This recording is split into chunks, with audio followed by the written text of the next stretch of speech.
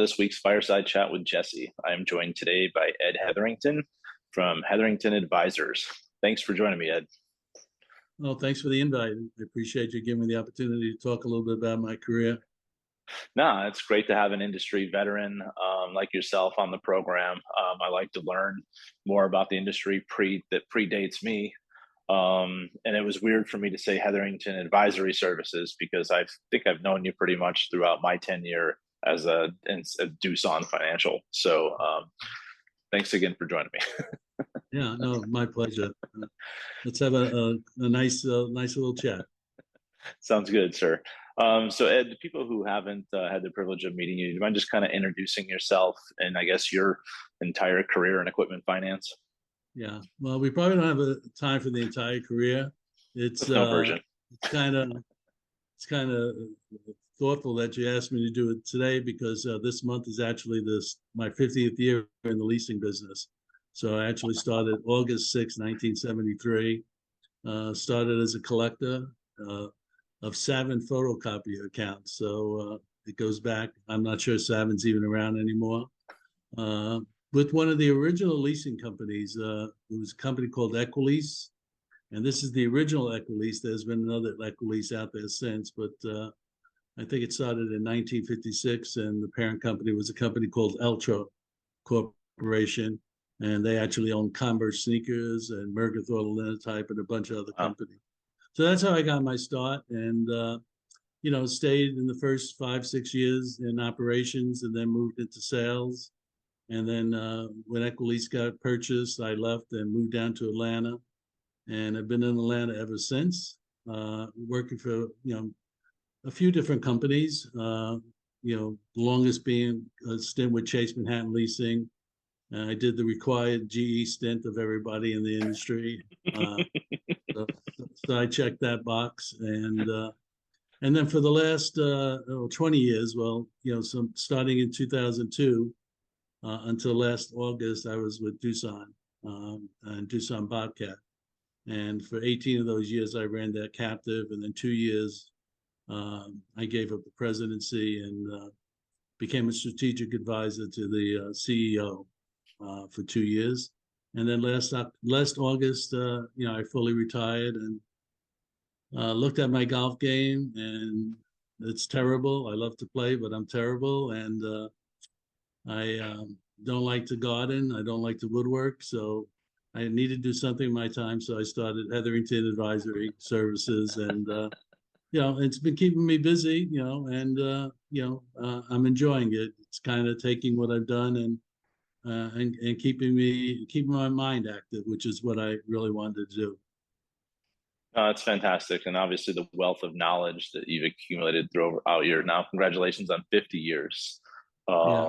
It's more important. I think even a lot of companies today are looking to kind of get into that captive vendor space, and they're trying to figure that out. So what you have between your ears definitely is beneficial to the marketplace, Ed. Yeah, well, and that's what we think we bring to the marketplace. I've been on both sides of the fence, working for a manufacturer, working for banks, working for third parties, and being on both sides of the fence. I kind of know what everybody needs as opposed to what everybody wants. And so it does help us get to the bottom line. Let's focus on what we really need, and let's not spend an awful lot of time on what we want. Let's, get to what we need so we can get to doing business.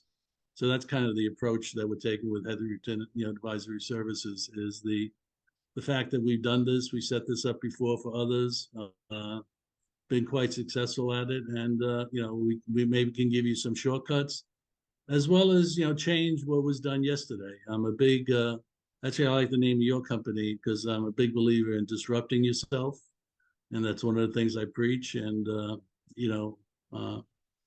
I think that's what we bring to the market right now. Yeah, I mean, and it's hard, right? I mean, it's probably a little easier for you because you have 5 decades underneath your belt of knowledge, where I've kind of struggling. This is like finishing up my first year of going on my own. Is to your exact point, when you tell people what they need, not what they want, right. It's always a little awkward because they're like, that's not what I asked you for.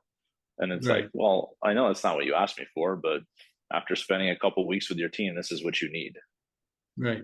And Sorry. that's negotiating on the other side. So if I'm working for manufacturing, negotiating with a lender, I've been there on that side. So, again, I know what both needs are, and I know both want different things, and sometimes they don't cross the path. So let's focus on the need and get on to doing business as opposed to negotiating, because, we only make money when we close deals. At the end of the day, that's the only time you make money. So so you started off in collections, you said, then worked your way up through operations. Mhm. Has there not been a position that you haven't had within equipment finance organization? Yeah, I mean, if you really get into the small details, yes. But, for the most part, all the major ones, I've been involved in. In my first company, when I moved down to Atlanta and we ran a branch, the branch did everything. So you had to be fluent in documentation, you had to know how to make sales calls, customer service, you were responsible for doing everything. And so that gave you a great wealth of experience. And then, as I said, starting up in New York City, at the headquarters, collections and credit and, things of that nature, gave, well, I think invaluable experience. I mean, if somebody was to ask me for advice, I would say everybody should start in collections and kind of work their way up and touch everything. It's not realistic in today's world, with the way people think. They all want to start at a fairly high level. Right. What do you mean And that's not my office? What do you yeah, mean that's not yeah, and even higher than that. So, but understanding that deals go bad and cleaning up for them helps you even when you get into sales. And so, even when I was in more of a sales role, I always thought my strength was credit, understanding credit. So, and that helped me work on the deals that should be worked on. And I have another saying, no is an answer. And, if we can get to the no quicker, you get onto the deals that really make sense. And so if you understand that as a salesman, I think it is invaluable, not only for yourself and your future, but also for your employer, that you understand what everybody makes a good deal for the company that you're with at that particular time. No, that's spot on. And not to be cliche, but I don't mind taking a no for an answer, and as long as it's an answer and not like a ghosting scenario. Just Right. like be honest. And that's like I've always traditionally been in a sales role up until I started this here, and we're all in sales, right? But it's like you sit there in different parts of the country, right? We have the New York, you have the East Coast mentality, which is more candid. Then you have like California casual, like the Midwest, and it's like, look, I'm a big boy, I can take it. Just Right. don't leave me in waiting. Just tell me. Yeah, I'm a big believer, getting to the point, doing what I call a 360 on the deal, or whatever the experience that you're trying to evaluate is, and then coming to up to decision, and that's the best decision you can make with the information you have at the time. So make the decision and either close the deal or get on to the next deal.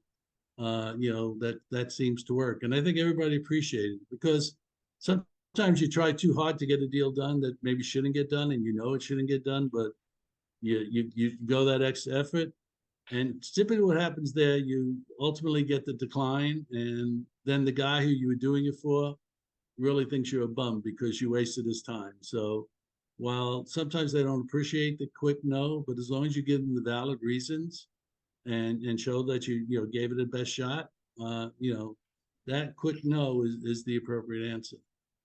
And that's relatable, I think, not only to doing deals, but also to like vendor selection processes. Because Everything. I've been a service provider pretty much my entire so just a little fun fact about your date compared to mine. We're a little bit far apart. I was August 5th, 2005. So a Okay. couple days, but that was, a couple Yeah. days. But when you mentioned that, I was like, hey, that's kind of close. But Yeah. in especially like selling software or selling invoicing, what I did when I originally started, you can tell real quick if this is going to be a good fit. Are the Right. requirements a good fit? Is it culturally a good fit? How are the interactions going to be? And but at the end of the day, we have quotas to hit. So Mhm. sometimes you take that chance, right? But You got to triage this thing because Right. otherwise it's going to blow up. And more out of times than not, you sit there and it's like you do that 360 or like a retro on why did we do this? Mhm.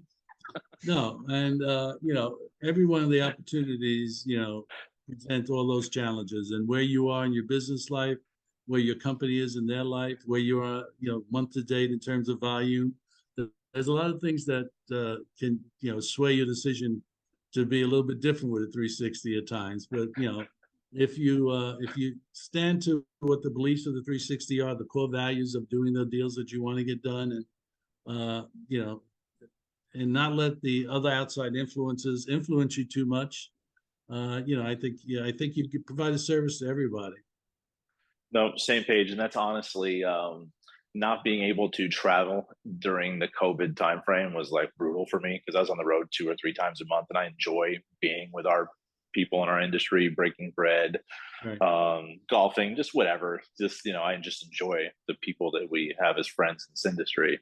I actually became a certified coach and Oh, it made me take a different approach to sales from a consulting to more of a coaching aspect.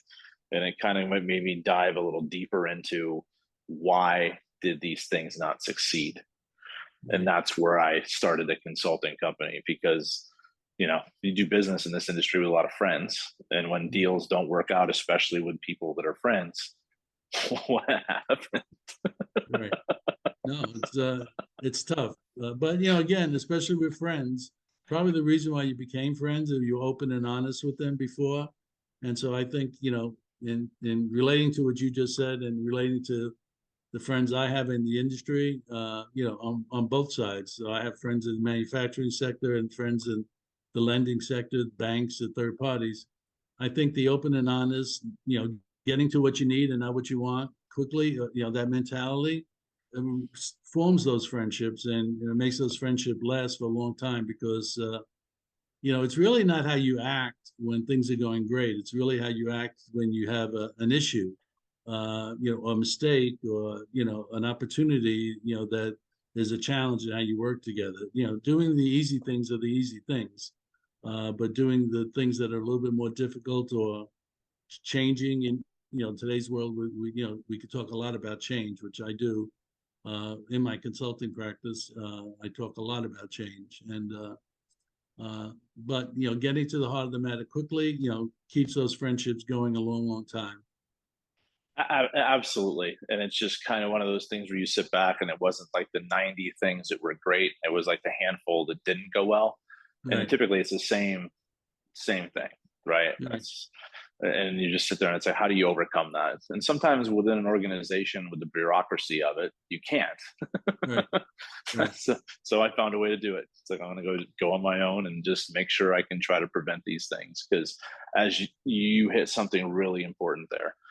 When I'm doing these like RFP projects or anything else, I try to look at the cultural fit between the service provider and the equipment finance organization because I want to know when this gets rough, right, how are we going to engage with one another? Because every single thing is going to there's always going to be that time. right. When I was on the other side of the fence, we worked on a fairly large captive outsourcing and then captive creation with the company, and it was a major, major company. I don't want to say the name, but everybody's heard of this company. And they put out an RFP, to do this captive outsourcing, captive creation program. And it was like 40, 45 pages long. I mean, it was unbelievable. And they gave us a day, I forget how many days, but it wasn't a lot of time to respond to it. And, we had to break it up into pieces and, Sure. but I remember them getting into some of the things you just said in terms of, like what outside things do we support? So, like, you have your situation with that you do so much for charity. So they wanted to know about the charities you supported. They wanted to know about a lot of our human resources initiatives. And, while it was important, they also wanted to know what our rate was and our approval rates and blah, blah, blah. They spent, 3 or 4 pages, on that because they were looking for not even a cultural fit, more than a cultural fit. They're just a fit in philosophy and would we be friends, type of thing. So I always go back and, quite frankly, when I got on the other side of the fence, I used a lot of that RFP in my Sure. minds when I was putting out RFPs on the other side. So, I agree with you 100%. That's really, it's more than just, getting that deal done if you're going to have a long relationship. And as I said, in the vendor business, that's what you shoot for, because that's really how you build a scale and profitability is, doing something today that gets better tomorrow and gets better the next day. Spot on, Ed. Spot on. So, last couple of years have been a little, I guess, tumultuous to say the least. are, Right. are we in a recession? Are we going into a recession? Are we coming out? Are we just kind of just going like this? And then with the bank stuff going on this year, I guess in your 50 years now in this, what I'm told is a cyclical industry, and I've only Mhm. seen it once. So I got 2005, and it was 2008, 2009 was early, and Right. then it's pretty much been up since. So I Right. guess what are your thoughts, sir, on what you see right now? And is it comparable to any other potential decade previously? Yeah, I mean, I think the key word is adaptability, and I think that's the industry has always been able to adapt. 2008, that was something that was harder to adapt to because it was so catastrophic. Whether you called it a recession or depression, and there's the old definition: a recession is when your friend loses your job, and a depression is when you lose a job. So, that's somehow to define that. And for a lot of people, it was a depression, right? And then you go back to like the early 80s, when prime got into like 21, 22%, and investment tax credits started to go away, and there was safe harbor leasing and all these things that started to go away, and there was more government intervention. But, having said all that, and over the 50 years of recessions, good times, depressions, whatever you want to say, the industry and the companies that are successful learn how to adapt, and they know how to change to what's sitting in front of them. And I think that's the good thing. We quickly adapted in 2008. We focused on what needed to be focused, and your focus is not as much as growth, it's survivability. What do we need to do to make it to the next day, and then increase what the day after that's going to be. Make the next day better. And Sure. so Sure. so I would say adaptability is very key, and that's kind of an old-fashioned word, because the new fashion words are change and disruption. So Innovation. It's like innovation, yeah. innovation and equipment finance. I don't know if they actually blend well with each Right. other. But it has changed. You got to remember, when August 6, 1973, when I was collecting accounts, I had a rotary phone, and I had collection cards that were printed, once every 3 weeks. You got an update, and they were stored in an old Army ammo box. That's how they were stored. The company went to Army Navy store. I don't even know if Army Navy stores are around, but they used to be around in New York City. And brought, I don't know how many of these boxes, and that's where we put the collection Just cards. filing them in there, write your Well, notes yeah, on them. you file them by numbers, but here was the great thing. So somebody can look real quickly at how you were doing. On the top of the card, it was 1 to 31 in little boxes. And you actually had these little pin-like things. So let's say I would call August 6th, I would call, Jesse, and I would say, spoke with Jesse, we'll promise to make payment August 9th. So then I would take this little pin, and since it was a promise, that would be red. So it was real good. And I would move it to August, probably 5 days, night to the 14th. So that would Okay. give you a chance for you to mail it, and the mail to get me. So that's how, now today you look at collection systems, and they tell you who to call today, who not to call today. Yeah, who to call depending on your skill set and likability. Right, right. So, you know, and here, and it was funny because, we would have like 500-600 cards in this box, and your supervisor can go just seeing what day it was today, where you were. Were you behind in your calls? Were you up to date in your calls? Did you have, because it was also color coded, like red meant a promise to pay or you got a payment. Yellow meant you left a message. So they didn't even get an idea of what you were doing. And you use that rotary dial. Rotary phone. Yeah, I had one of those growing up. Yep, Yeah. definitely had. All right, so we talked a little bit about the cyclical nature of this industry and the adaptability of equipment finance. I want to go back to one thing real quick. So you started off in collections, then you went into sales, and then you've actually had to sell and probably collect on those accounts. Did that kind of give you a better appreciation for either or? I mean, as I think I said earlier, to me, the success I had in sales is not necessarily, being somebody who's vibrant to go out and speak to everybody, but was when I had the deal, knowing how to structure the deals and knowing the credit, especially when I was doing more, direct transactions, Sure. and even when Sure. doing vendor programs, really understanding what was the appropriate vendor program to do for that particular, company I was working at the time. Some companies like hard assets, some companies like, leasing, so there's various things, and, knowing what your company was good at. But at the end of the day, it's always credit is there. So the knowledge about credit, and you don't have to be a credit guru. You probably need 5, 6 things that you can really get deep into credit. I think that was an immense help throughout my career, even as in management. Even when I was president, I think one of the things that helped me a lot was my experience in credit at the end of the day. Because at the end of the day, that's we're about loaning money. Now, everything else is kind of everything else, but at the end of the day, it's about loaning money. And so the ability to analyze risk, I think is a key component. So I've always been extremely happy, that I started, really, seeing deals when they're at their worst. I mean, repossessing, I did some actual repossessing in my time, and collecting accounts, knowing when something was bad, and then, knowing what deals to put on, I think was immense help. So let's talk about one of those repossessions. Any fun memories? Any, like, you have to drive up with a truck and, all right, Bob, throw it in the back. Well, we had one experience early on when I was in the consumer business, where we were coming home from a company picnic, and we were passing the area where my friend and I had territory rights to repossess cars, and we had both of our future wives in the car. It was a Saturday night, and oh, even better.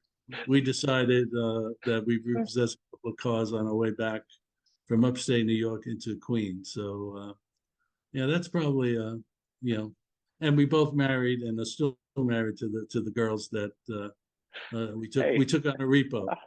Hey, you know what? You let them know up front. Hey, this is what I do. Okay. Right. Yeah. So with those, that's many years ago, and but again, all that is a background. I mean, you see what can happen. Not all deals are successful. And then, so I guess one of what you're telling me, so from an advice perspective to a younger person coming up in the industry, is try to get your hands in credit somehow. Yeah, and today, there's a lot of online things you can do, as well as in-person things you can do. ELFA has them. Some of the credit agencies has some good things, and again, online, get to know a few things, and you can differentiate yourself. Sure. No, absolutely. And then, so you've worked basically banks, captives. Any preference? Did you have more fun?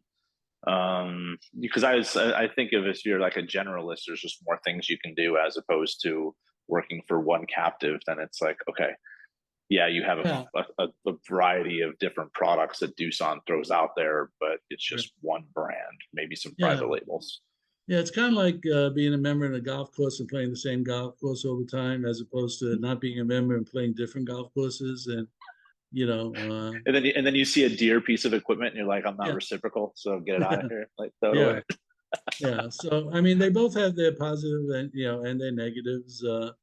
I kind of enjoyed all of them. I especially enjoyed, the last 20 years with Doosan. And that was working for a good company. And also, and maybe the key to this whole thing is having the right team. So we had, and we still have, the people that succeeded me are still doing a great job. And, uh, you know, I think that's a great part of my legacy that, that's still doing well. Uh, yeah, and but it is different, depending on what side of the fence it is. And I think that diversity, each one was right for me at the right time, and, I was ready for it. And, but I think it was also the right order. I think, being on the lending side first as and working for a bank or a lending institution first is a better way to go. And Sure. then working for the manufacturer, Sure. because I think Sure. we bring a lot, we bring a lot in for manufacturers now in dealing with credit, and especially companies that are not using financing as an enablement. Some companies just use financing reactively, and what we kind of preach is using it proactively, being an enabler, and then there are some other things that that should be considered when it's more than just financing. We actually had a tagline that said that, more than financing, and then we fill in the blanks, Oh, what we're talking. But that's the tagline: more than just financing. no, thank you for sharing that. And then, not to be a Debbie Downer here, but regulation, going from a bank to a captive, or just, I guess, regulation in this industry in your 5 decades, has it always been kind Yeah, of this challenge? I just think of, when I talk to people now, it's like they have auditors in like 2 or 3 times a year, and it's like, oh my God. right. Yeah, and there's a lot of regulation. Some of it brought on by ourselves, and some of it necessary, some of it not necessary right now. Some of it, I think there's a saying, whether you put a belt on or you put belt and suspenders and then other suspenders. And in some instances where, the government is doing belt suspenders, increasing cost, because all this comes with an increase Sure. in the operational expense of a business to do all the know your customer and all these other things that are out there now. Yeah. But some of it is good. I mean, we used to use a term called add-on interest, and it was a way of lessening the blow. So like a 10% interest rate, as an interest rate would only be a 5% add-on rate. And so that always sound better. And, to me, that was a little bit of the negative of the industry, not being upfront with some of these things. Sure. Sure. And you probably never heard of that term before. I never had. I was like, where's this Right. going? But no, that's interesting.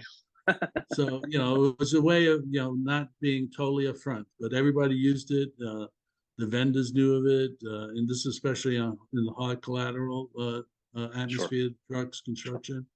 And then you had, running rates, stream rates, all these other things that, a little bit of hocus pocus, and you don't see that as much anymore. So, uh, some regulation is good. I mean, the key thing is, you know, it's a level playing field that everybody, has the same regulations. And, sometimes that's not always true, but to the extent it can be true, I think, you adapt, Sure. and we're going to adapt.